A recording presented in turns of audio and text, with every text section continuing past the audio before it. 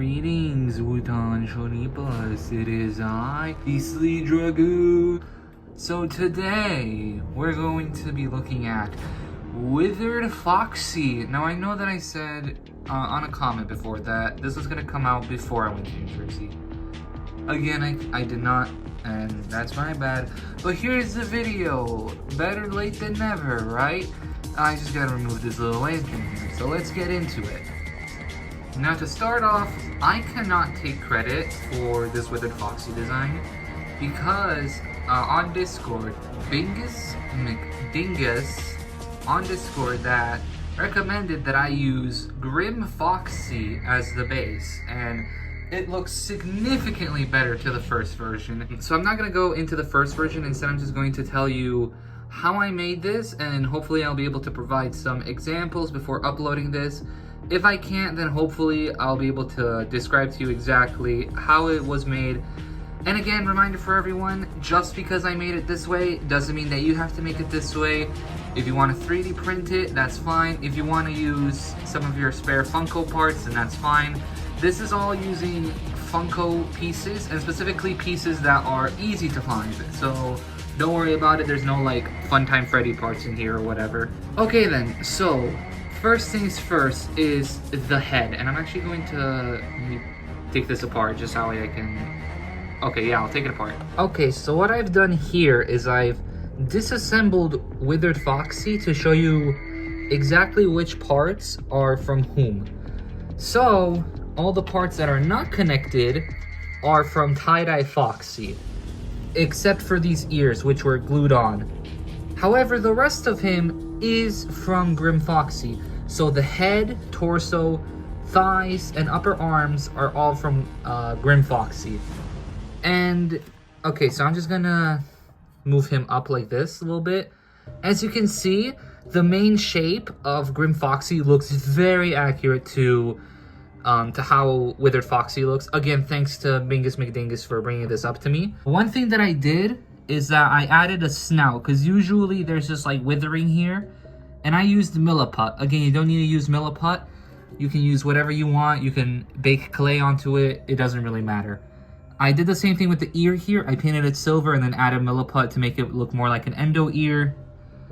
This ear was just painted red and brown. The eye here, it's a circle and then cut like 3/4, so that way it's like flat but still has a bulge to it, if that makes sense. So it looks a little bit more accurate to how Funko does it. The torso is just painted on. I added Milliput wires all over him. Same with the withering, kind of just painted on a little bit. Here's the back of him. As you can see, I just used red, I think orange or like a bright orange, and then brown, and then I used metallic colors for the wiring. Now the Foxy pieces, the arms are basically the same, just repainted, so we don't really need to talk about that. However, the feet, they are the endo feet, but I did change them a little bit. I cut off the toes, and then right here, I cut like this, and then this part here, and you can sort of see where I cut. So try and like follow this as best as you can. I'm trying to find a better angle for this. So like right here, and then right here, and I did the same for the other foot as well. Then I added Milliput rings around it and other details as well as the toes. And this is all stuff that I did for the Endo 02 model. So a lot of this stuff is from how I made Endo 02. So let me quickly reassemble this, and hopefully I made my points clear. I do apologize if I was unable to really explain very well, or if, like, you know, I sounded out of breath. I'm just trying to explain as best as I can. So to recap, head, torso, thighs, upper arms, all Grim Foxy. Lower arms and endo legs and ears are from regular Foxy, specifically tie-dye Foxys, that way you know. It's very common to find. And then, you know, cut the endo feet, add little wires if you want to, but especially here, you kind of have to add the details, or else it won't really come across as the Endo 02 feet. Now, again, you don't have to make it Endo 02 feet, but it just makes it look a little bit more accurate. And again, Milliput add on to the nose, the ear, the eye.